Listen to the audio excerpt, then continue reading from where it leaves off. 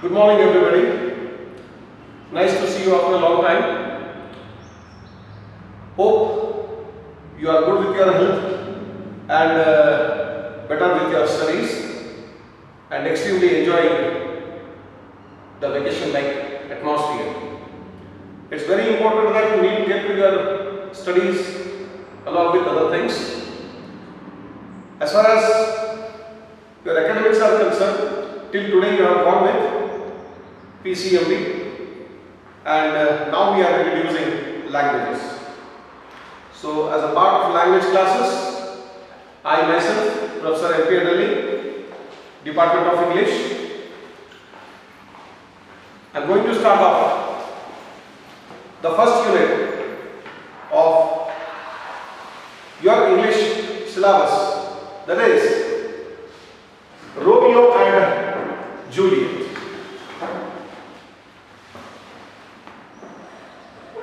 Written by William Shakespeare.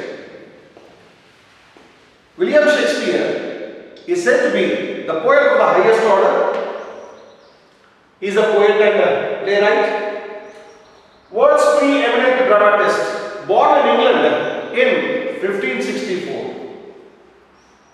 He wrote nearly about 37 plays, which are comedies, tragedies and histories. As far as this poem, Romeo and Juliet, is concerned, it's the story of two young and great lovers who happen to live in the city of Verona in Italy. There were two noble families existing in Verona called Montagues and the Capulets. These two families were staunch enemies, but the way they had a rivalry to the greater extent. And out of these two great rival families, there happened to be two lovers, Romeo and Juliet. Romeo belonged to the Montagues family and Juliet belonged to the Capulets. It so happened that Romeo was attracted by a lady called Rosalie. But the lady did not respond to him. But even though she did not respond to him, he came to know that she is attending a supper which was organized by Lord Capulet from Capulet's family. Hence, Romeo, with a willingness to meet Rosalie, have a glimpse of her. He went to the supper, though he was not invited. It was a rival family which had hosted the supper, but still, with an intention to meet Rosalie, to see her, to meet her, he went in disguise. What do you mean by disguise? ಮಾರುವೇಷ. ಇನ್ನೊಬ್ಬರಿಗೆ ಗೊತ್ತಾಗದ ರೀತಿಯಲ್ಲಿ ನಮ್ಮನ್ನು ನಾವು ಕಾಣಿಸುವಂತೆ ಮಾಡಿಕೊಂಡು ಹೋಗುವುದು. Probably you might heard about the exile of Rama and Sita, also Lakshmana. The exile of Ram, Sita, Lakshmana in Ramayana, and even you might have heard about the exile of Pandavas. So you see, Pandavas had gone for 12 years of exile and 1 year of disguise. ಅಜ್ಞಾತವಾಸ. ಅಜ್ಞಾತ ಅಂದರೆ ಯಾರಿಗೂ ತಿಳಿಯದ ಹಾಗೆ ಇರೋದು, ಯಾರಿಗೂ ಗೊತ್ತಾಗಲಾರದ ಹಾಗೆ ಇರೋದು. So now Romeo went to the supper uninvited.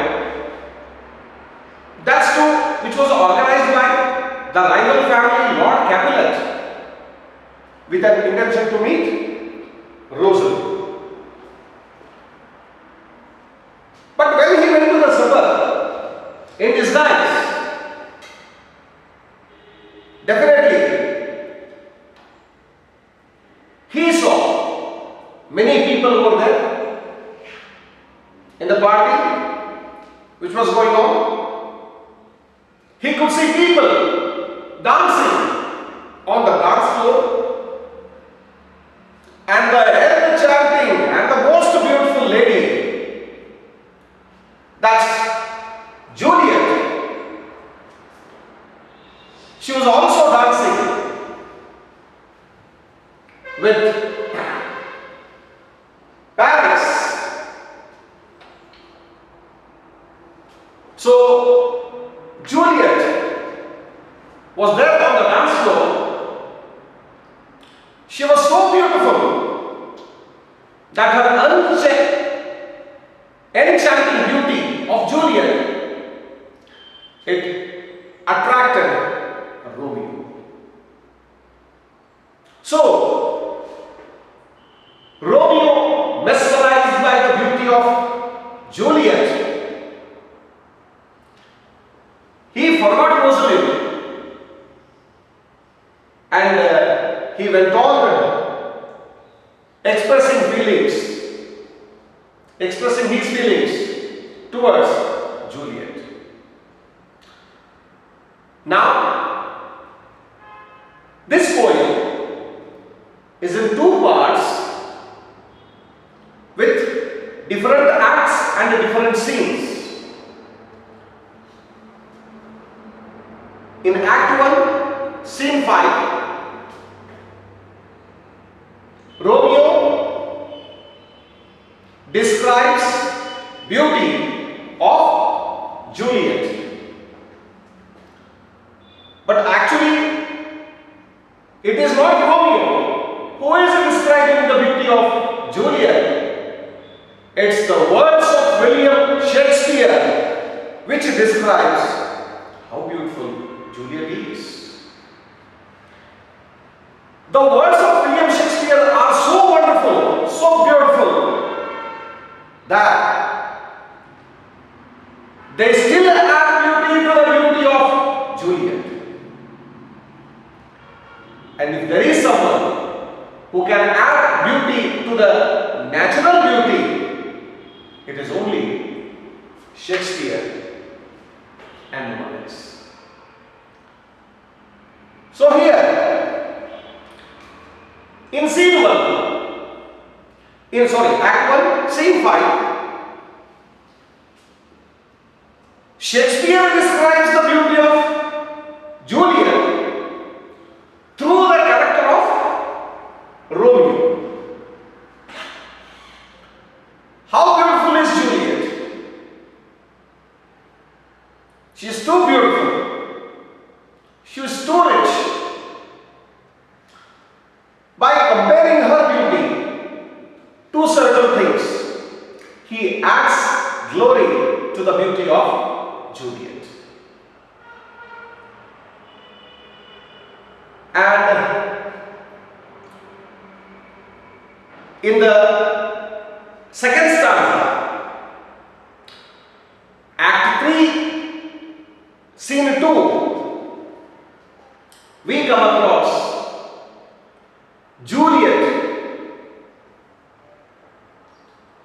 explaining the beauty of Romeo, the charm of Romeo. And here again, it's not Juliet, but definitely the words of William Shakespeare through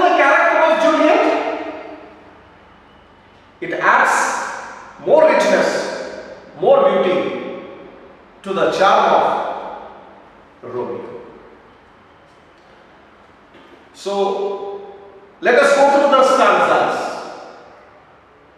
and see the magical touch of words of William Shakespeare, that how he adds beauty to the rich beauty of Juliet. In the first stanza, when Romeo comes to the supper to meet Rosalie, he came across the site where he could find Juliet on the dance floor. He was mesmerized by her beauty and he delivers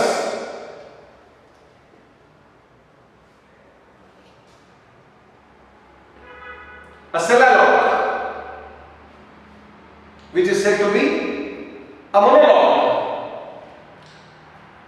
Monologue means a character expressing his feelings loudly in a play. So, Romeo, he describes the beauty of Juliet in this fashion. Oh, she doth teach the torches to burn bright. It seems she hangs upon the cheek of night.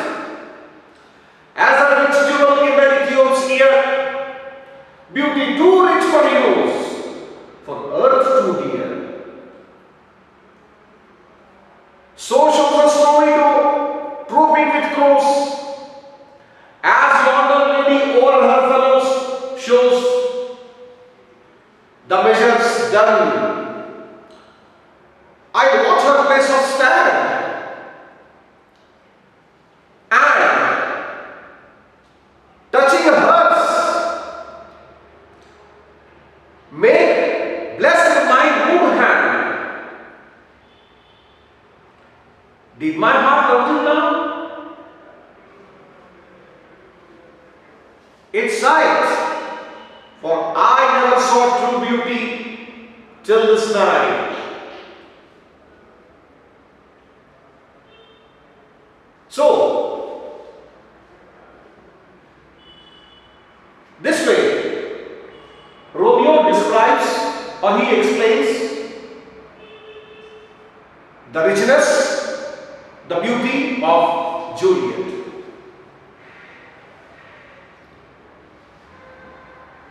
Oh, she doth teaches the torches to burn bright.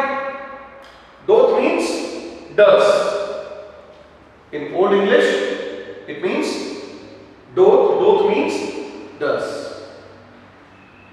She does teaches the torches to burn bright. Remember, it was the period 1564. It was the 16th century. There was no light. There was no electricity. People used to light the night with the long torches. The torches which were made up of wood, which was covered with cloth. You might have seen.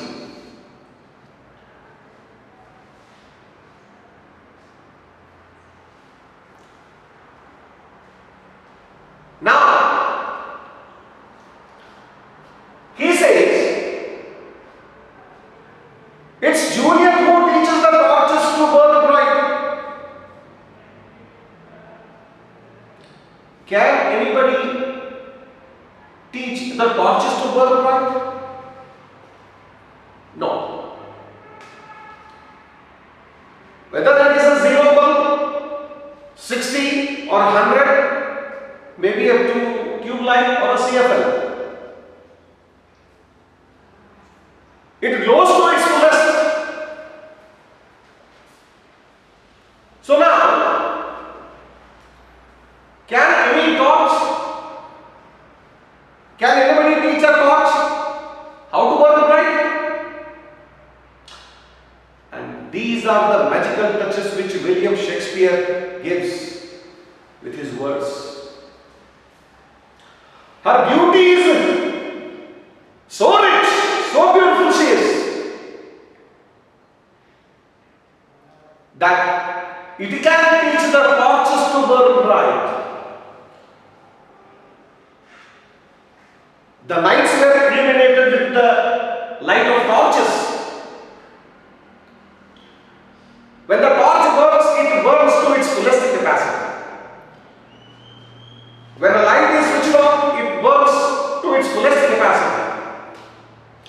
When sun gives the light to us, it gives to the fullest its capacity. But Shakespeare says that her beauty is so bright that it can teach the torches how to burn bright. That goes to show the beauty of Juliet surpasses the beauty of light, surpasses the brightness of light. So rich beauty Juliet has. And in the next line, it seems she hangs upon the cheek of night. It seems she looked like, how she looked like? It seems she hangs upon the cheek of night. So night is compared with the cheek here. It's a kind of personification, metaphor. Cheek is night, night is cheek.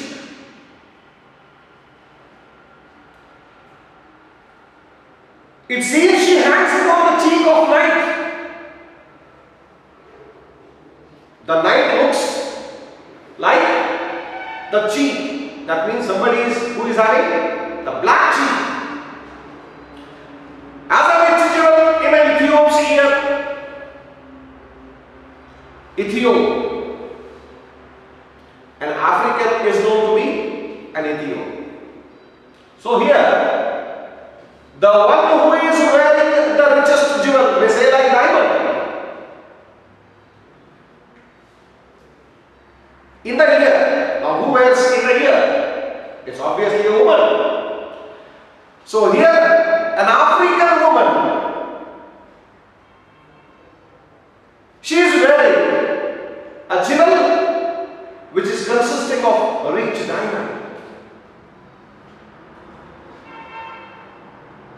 Now just look at the contrast.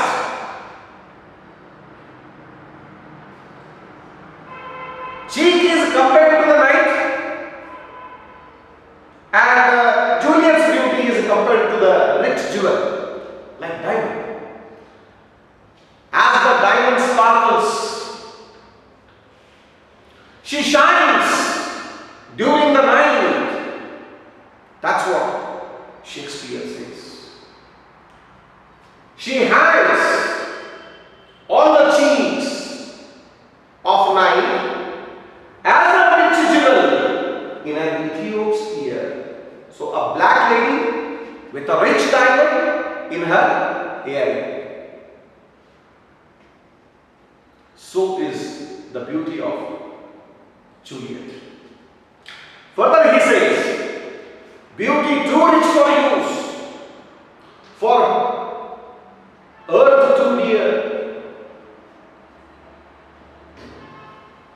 Nobody can be richer than earth, as the earth consists everything. But further, it's William Shakespeare who says, beauty too rich for use. Nobody can use the beauty of Juliet.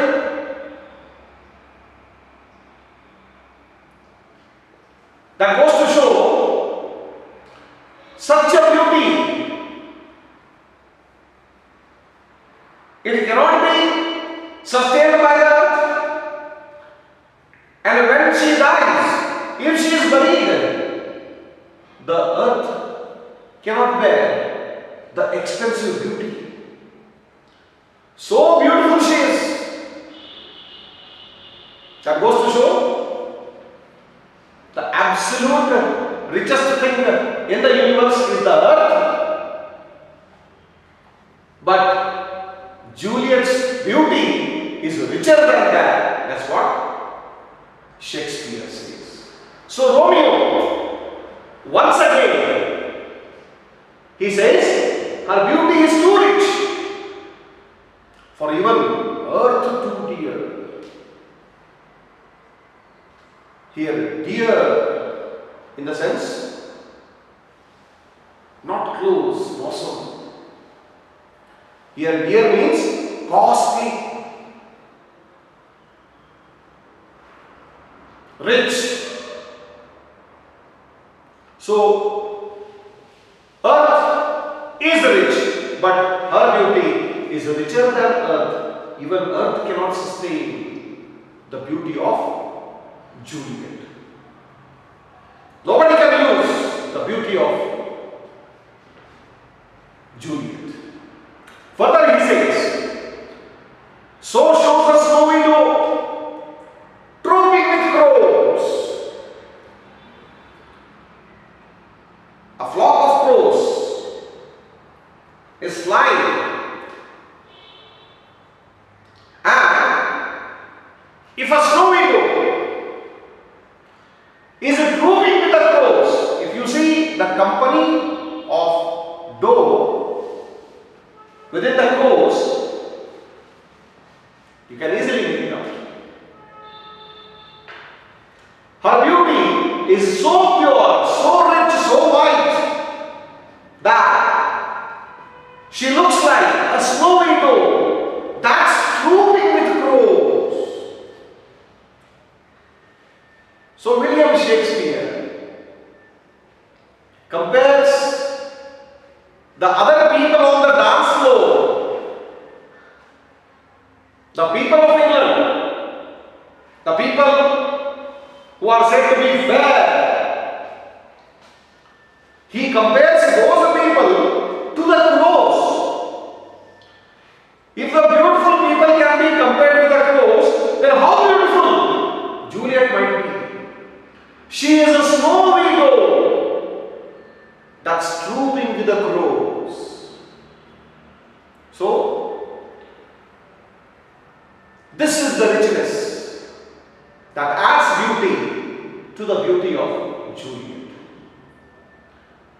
So, he says, so shows a snowy doe trooping with crows, as yonder lady over her fellow shows.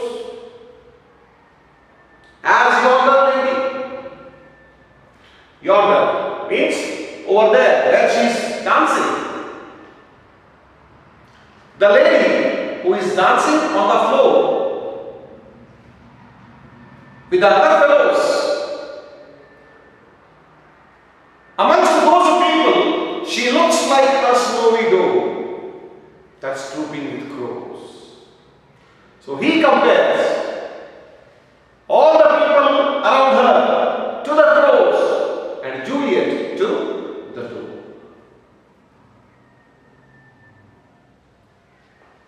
And when the measure done, when the dance got over, I watched her place of stand. He just went to the place where she is standing and touching hers, make blessed my good hand, touching hers. Now what?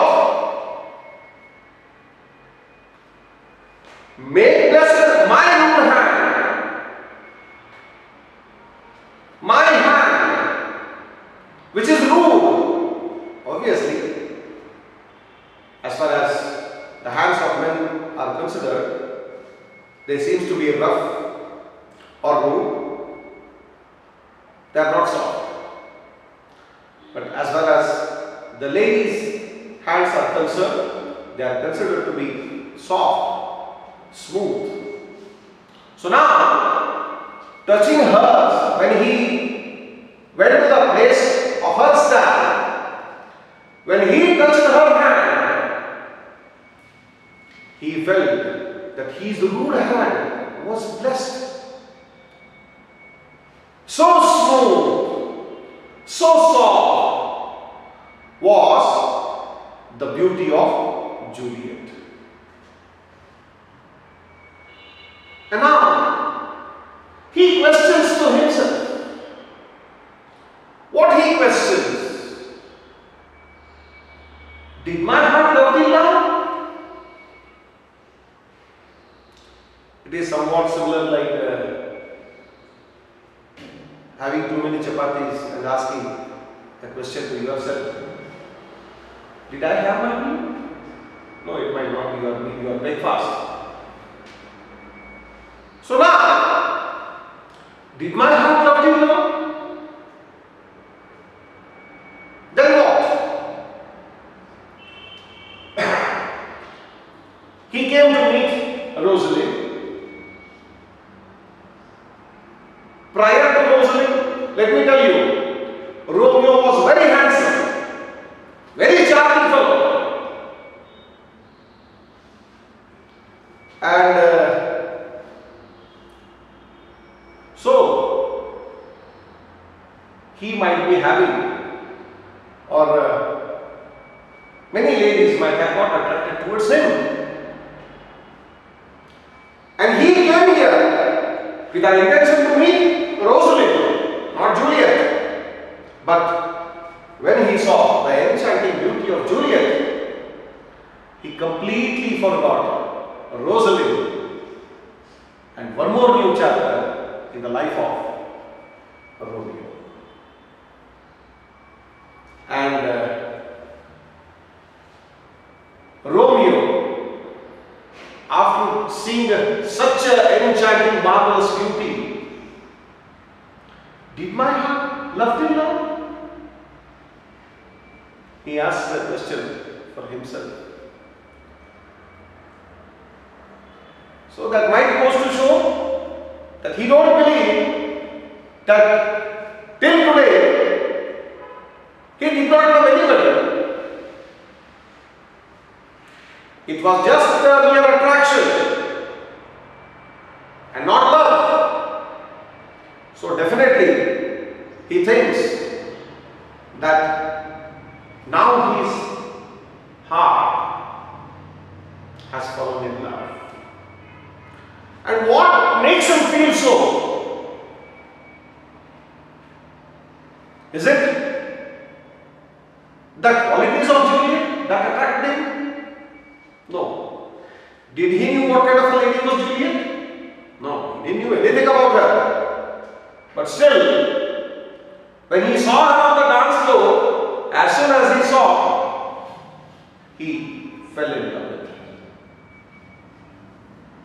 So he questions himself, did my heart love till now? Forswear. He says, no. It's because in his sight, he has not come across such a wonderful beauty, such an enchanting beauty, such a mesmerizing beauty like Juliet, he has never seen before. So, he says that his feelings for Juliet are true and Juliet is his true love.